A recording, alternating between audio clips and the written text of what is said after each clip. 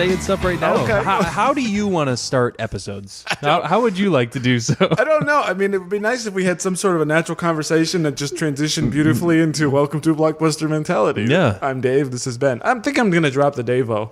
Really? Yeah. No Dave-O, just Dave? I'm not feeling I it. guess I don't need to say Ben Secord. Well, that was my point initially. I'm like, Yeah. do I need to say my last name? Nobody knows who I am, per se. Yeah, that's true. You know? Well, I mean, is it more than that, though, with your last name? No, it's a weird last name, so there's that. So I just don't... Maybe someday you'll have that revelation where we talk about your childhood and Yeah, the everything. pain of my last name and all Exactly. of it. Yeah. My last name doesn't have a ring to it.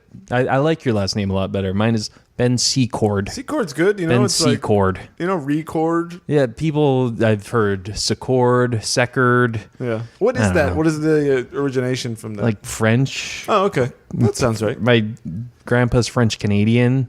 So I don't know. Interesting story, actually. It reminds me of my family. Is that I got an email from one of my second or third cousins, who sort of runs the family genealogy tree sort of thing, and sent an email to all of us saying that our original ancestor who came here from Sweden in like the late 1800s, he gave a little blurb and saying how he just was saying, you know, he was like 14 children and like I think 5 of them died before their teen years, and just like the story of where they live, and then they're buried in the cemetery where I grew up, but it's in an unmarked grave. So he's doing a GoFundMe to see if the family will put enough money to make a gravestone with his name, Peter, and I guess the family, something like that. So I thought that was kind of interesting. How do they know it's his stone? Like if It's just there's a record of him and his wife and some children, I think, being buried, but there's nothing that it's a stone. Yeah. There's a record of that's where these people are, but I guess they didn't have enough money to get a stone or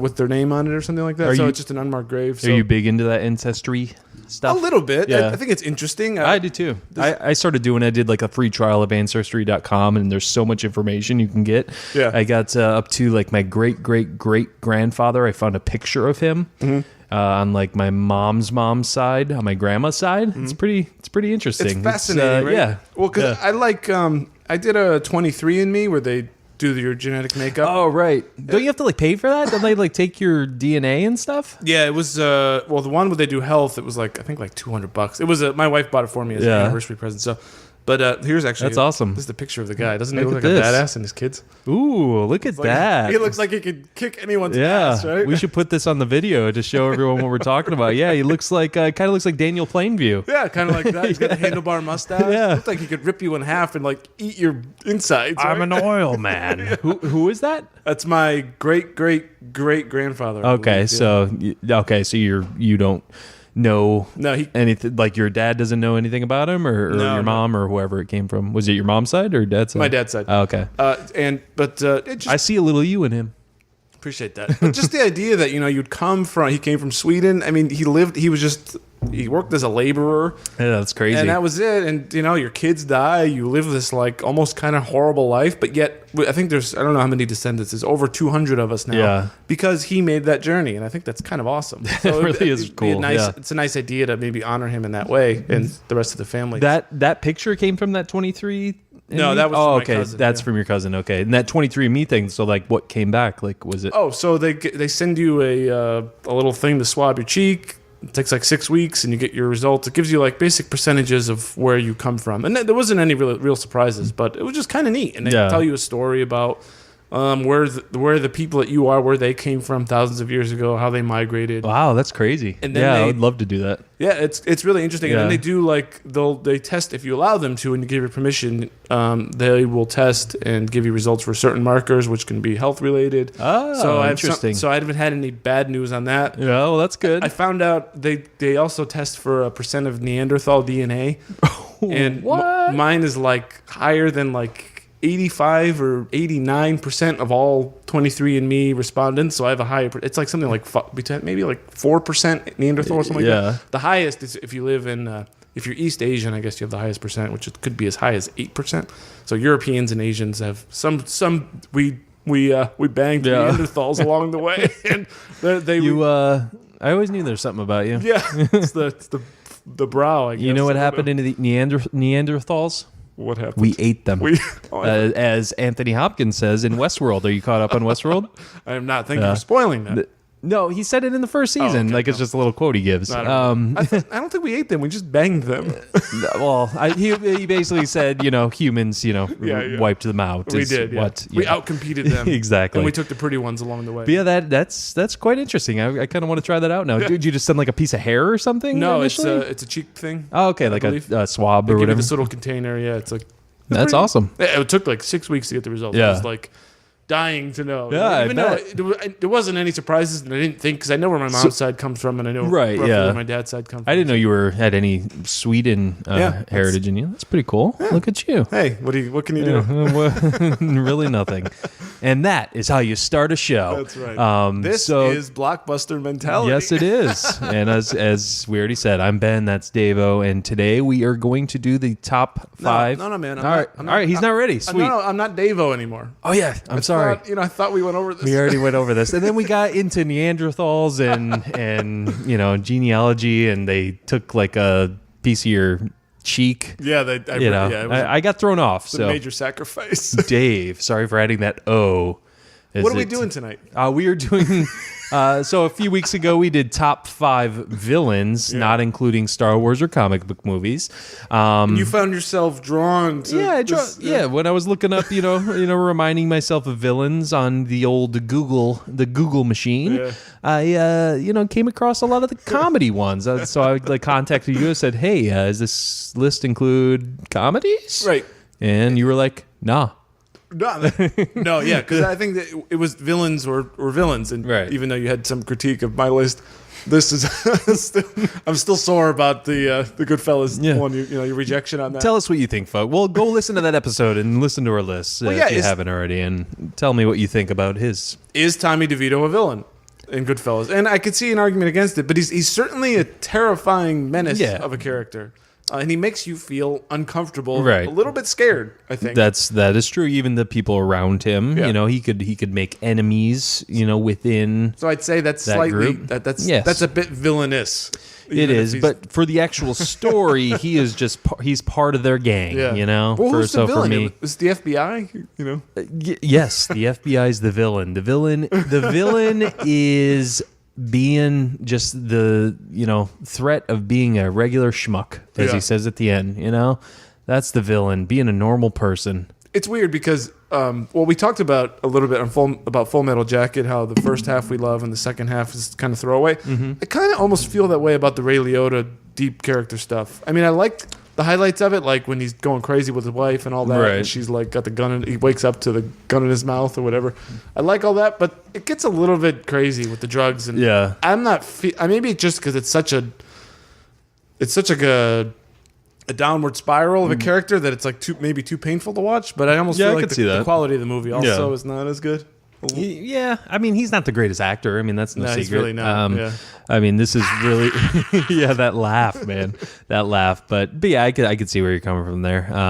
But yeah, I mean, Robert De Niro, Joe Pesci. I mean, that's what you go to see it for. Yeah, you Martin want more Scorsese. of them. Yeah, exactly. Yeah. Which you don't really get. Yeah, again, I've said this I think 5 times on the show already. But you see that Robert De Niro's in it. You think when you think back on Goodfellas, people seems like they tend to think, oh, it's a Robert De Niro movie, but it's really not. It's not a Robert De Niro movie. He's more of a supporting role in that movie. Pesci's more of maybe he's villainous in the way that he corrupts the people around him. Yeah, I'm not making that case anymore. But I wonder just the point that's really it's more of a Joe Pesci movie. It's definitely a Joe Pesci movie. But also really a character. Yeah, I mean, if you're really going to be objective about it, it centers around Ray Liotta, so I think it's his movie. But we're talking comedy today. Yeah. We're not talking Goodfellas.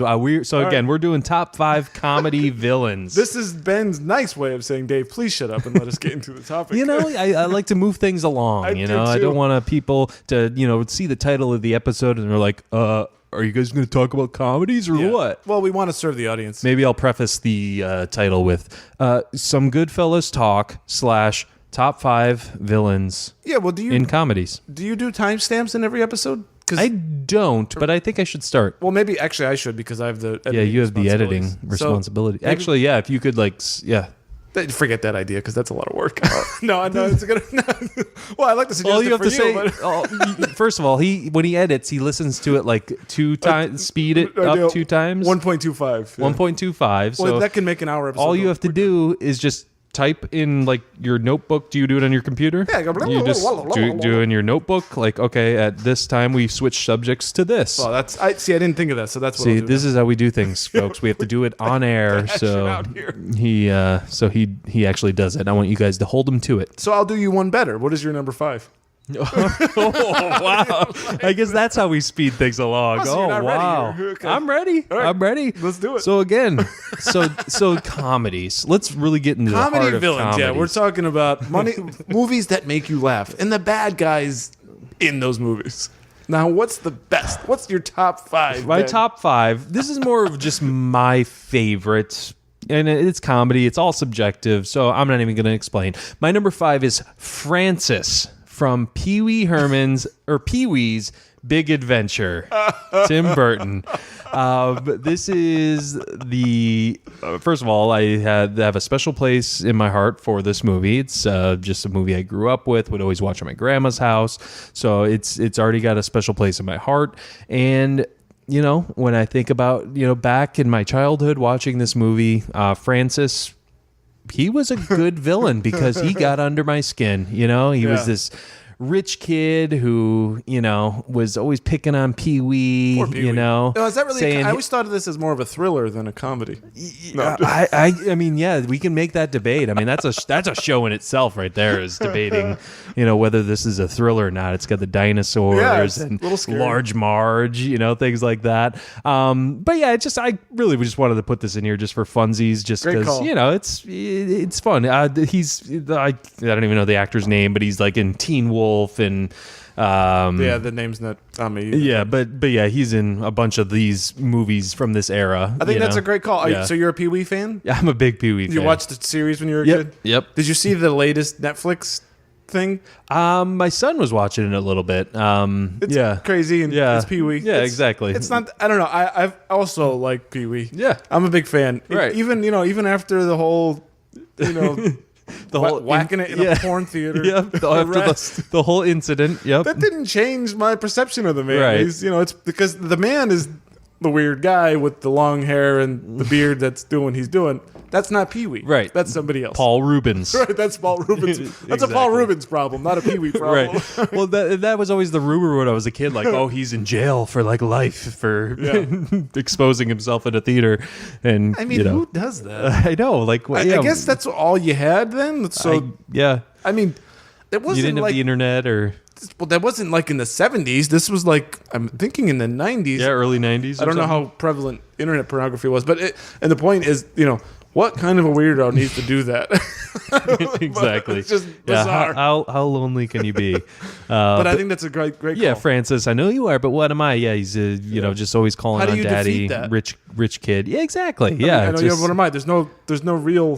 Right. That's like an unstoppable line. Right. I know, and I love the scene where he's in his butler says he's in the bath and he shows that it's like this in-ground indoor pool and he's like playing like he's Godzilla or something with the battleships and eating the guys, and Pee-wee barges it. It's great. I love Pee-wee Herman's Pee-wee's Big Adventure, and I think Francis is a great villain for that movie. Fits that character and fits the universe very well. We should do Pee-wee's.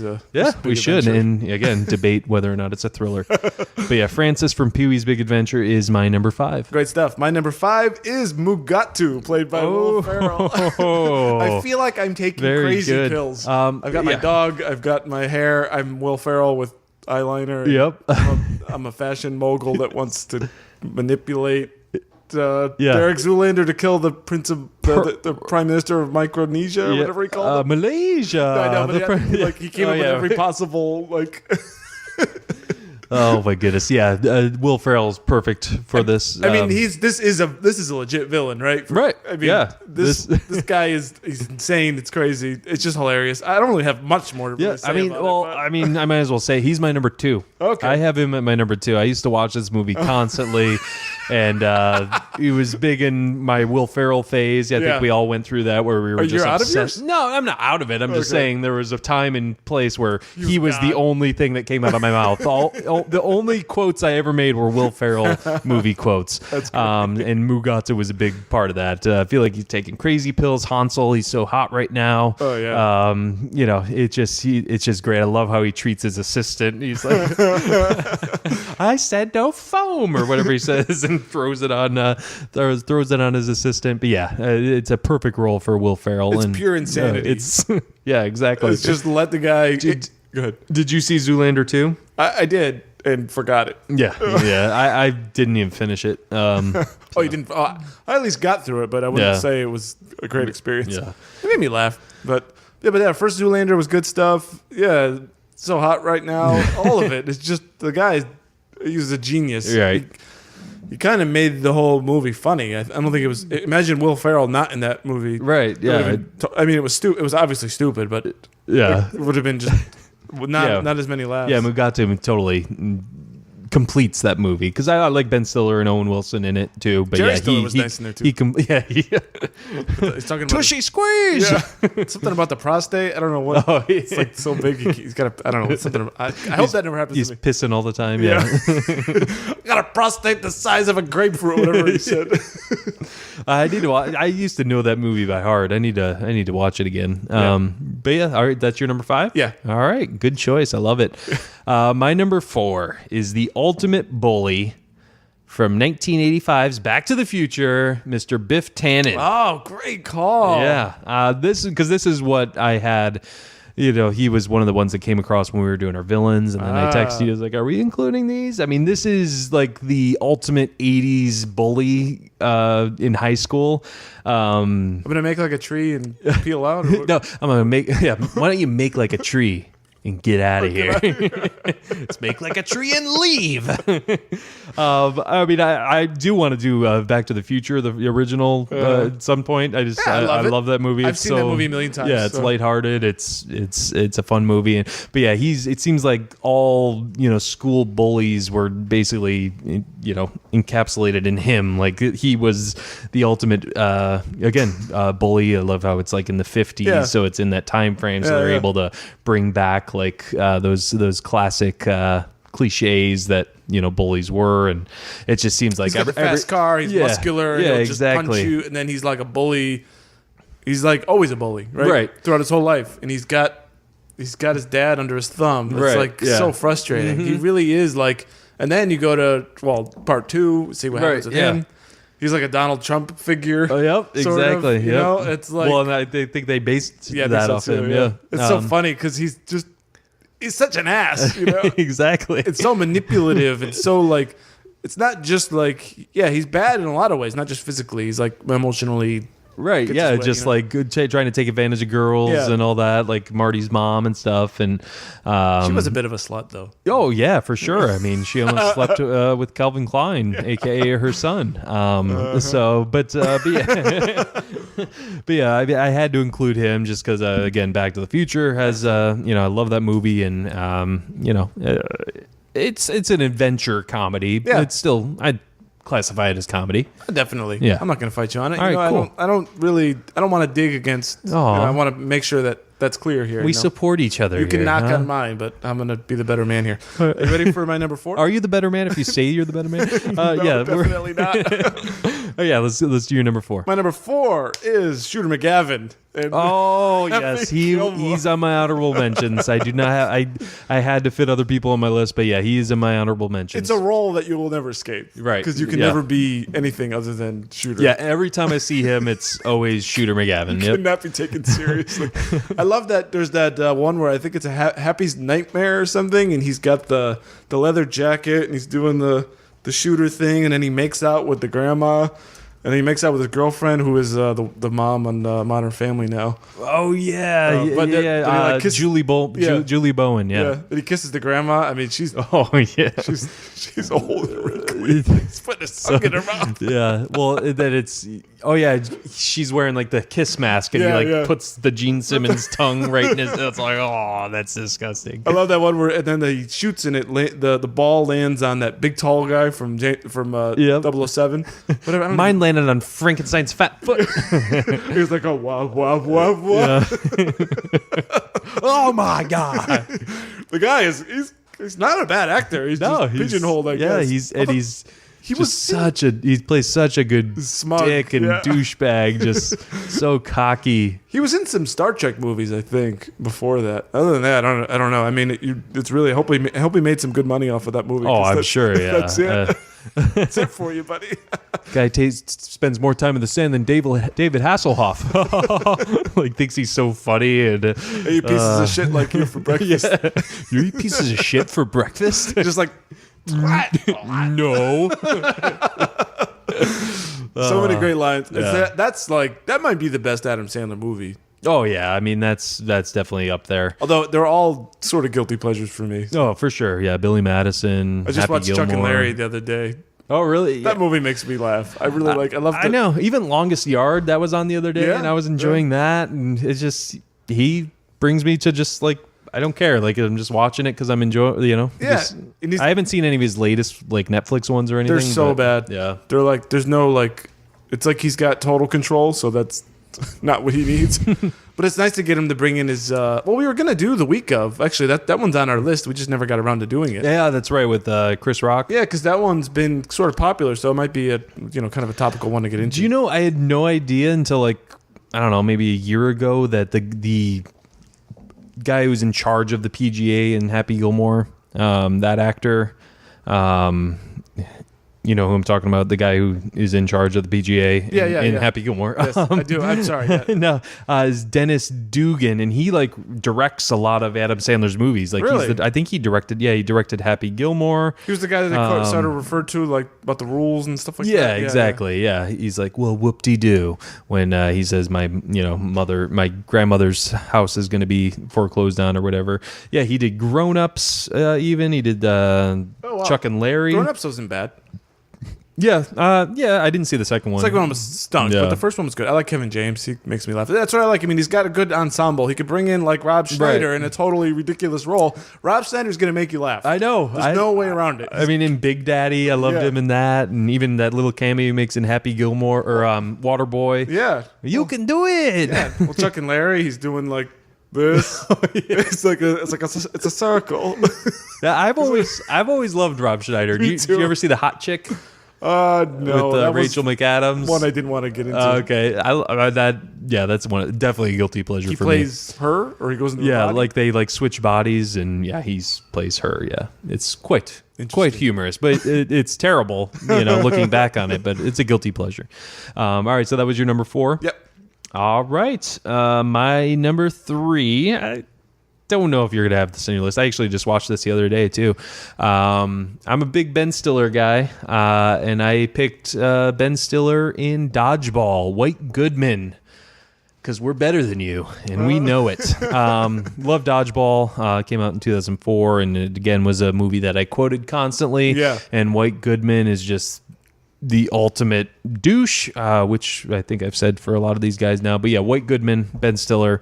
Just being a cocky, gym guy, I like Jason Bateman in that movie as the commentator. Yeah. They're on like the Ocho, and he's just making no sense. F&A, Cotton. That's Dodgeball is a great. Actually, for whatever reason, I thought you were going to say Meet the Parents is De Niro, because that would have actually been.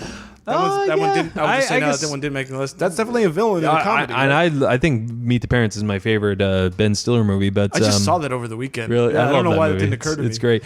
I guess he is a villain, isn't he? Yeah, that's a good call there. Yeah. Now I wish I put him on my list. I know, me too. All right, redo. I know, right? But no, that's good. Dodgeball's excellent choice. It's a really funny movie. It's a movie I didn't think I was gonna like. Yeah. And even going back to, I mean, it was a few years since I watched it last, and I watched it again. There's some cheesy parts, but it's Dodgeball, and they have synchronized teams. Yeah, exactly. But when you look back, like when you watch it when you're like a teenager or early 20s or something, and then you go back to it, you definitely look at it differently, but still, it's classic lines. How about Rip Torn?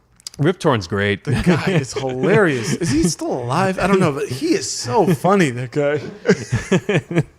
Freddy got fingered. He's the dad. What does he say about drinking piss? Remember? Necessary? Is it necessary that I drink my own urine? No, but it's sterile and I like the taste. Like that's one of Rip Torn. Like Rip Torn, yeah, he's just like a mess in that movie. But yeah, White Goodman, Ben Stiller. I love Ben Stiller. Great. And yeah, White. What can you say without just quoting it? I read about it in a book. He's. So you're a big Ben Stiller guy? I'm a big Ben Stiller guy. Yeah. Think of what he's done recently. I don't know, but yeah, I'm a fan. Yeah. I think the last like comedy I watched of it was that The Watch with Vince Vaughn and they're like the neighborhood watch guys or whatever. I think I saw that. That was kind of amusing. He was in a more serious one with Adam Driver that I'm forgetting the name of, but it's sort of about like him and his girl being like an older couple versus Adam Driver's a little bit younger, I think, and there's it sounds familiar, but that also sounds like the one it's a Netflix movie, I think, with Adam Sandler.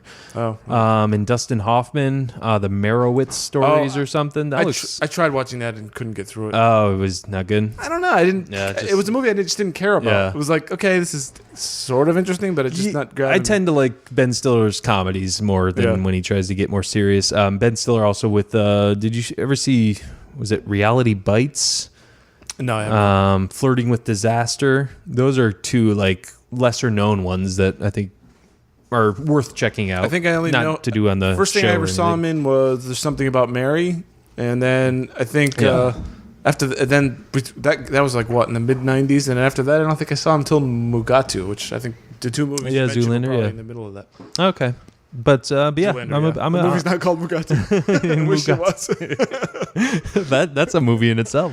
But yeah, that's my number 3. Excellent. Big Ben Stiller guy. All right, you want me to get into my number 3? This one will not surprise you because I tend to mention this movie whenever we talk about movie polls. I have Dark Helmet from Spaceballs. I knew you were going to have that. He was fighting for my list, but how could I not have Dark Helmet? I love Rick Moranis. The coolest thing about this character is then when the visor is down, it's like, so Lone Star, it's like he's like smart and a capable villain, and then the thing goes up, he's a total buffoon. He's such an idiot.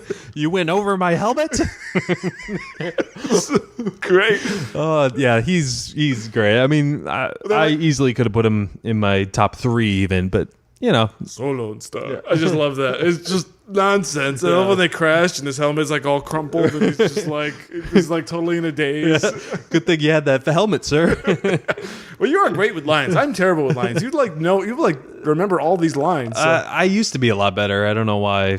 I'm terrible about it. Even movies that I've seen like a million times, like except for maybe Star Wars is like the exception, and like for TV, like Seinfeld or The Office, where I know the line coming. Right. But for most movies, I'm terrible about reciting lines. So yeah, good for you.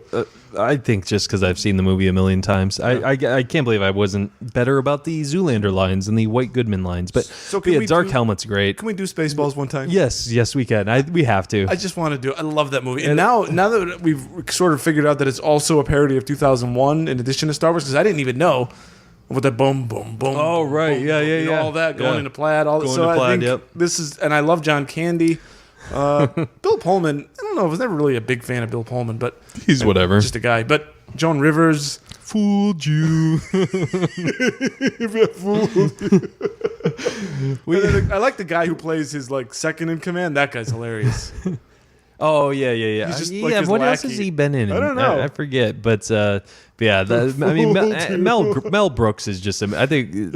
Have you seen Young Frankenstein? Yeah, I love Young Frankenstein. I almost put the sheriff with the arm. Well, I didn't almost, but he was definitely on my short list.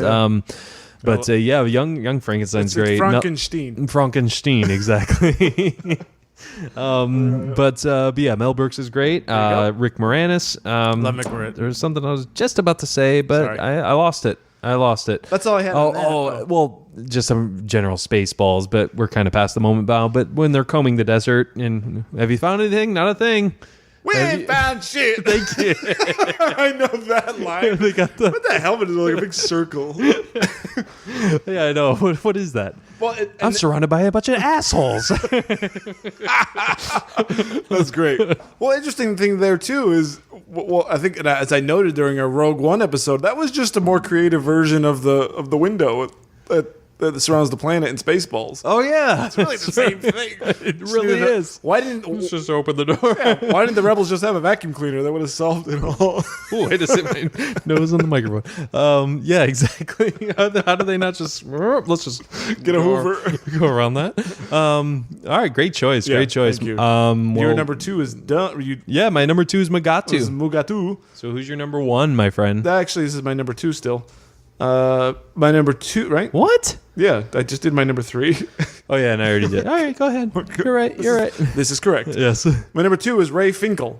Finkle is Einhorn. Einhorn is Finkle from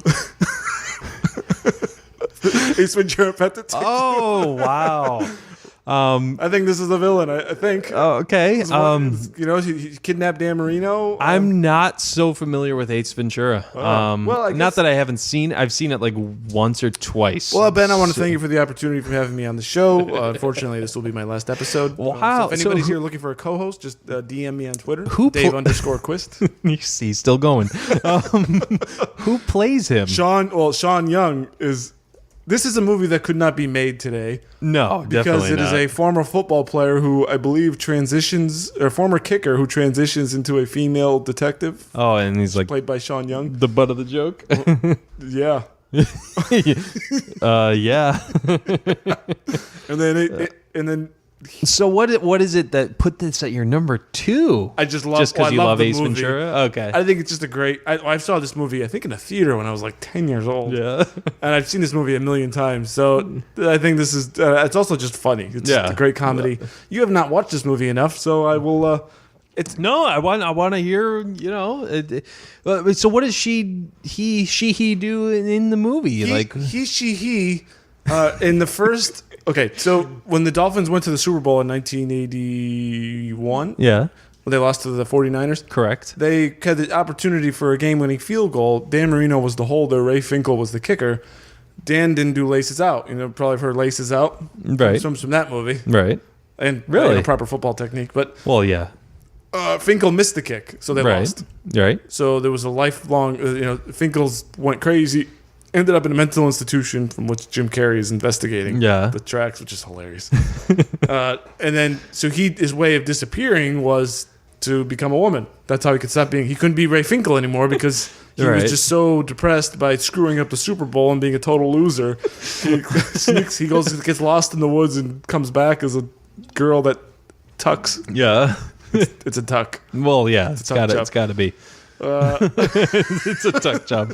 I tried watching this not too long ago with my son, just because it's silly and it seems like It's really silly. I mean, little kid would like. Yes, that's true. But adults of all, kids of all ages. Kids, yes, of course. And then the Dolphins are in the Super Bowl again, and the revenge on Dan Marino is to kidnap him. Yeah. So during the Super Bowl, and Ace Ventura, the pet detective, is also trying to find Dan Marino. So Okay, interesting. yeah, What villainous things does she do? kidnapping Dan Marino, Oh, that's basically it. and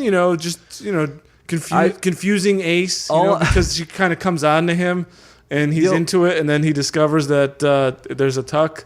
So Well, the only that's thing kind of I villainous. remember, don't they like show like his underwear and you like see From like the back, yeah. And then he like when he figures out that Ray Finkle is Lois I think it's Lois Einhorn.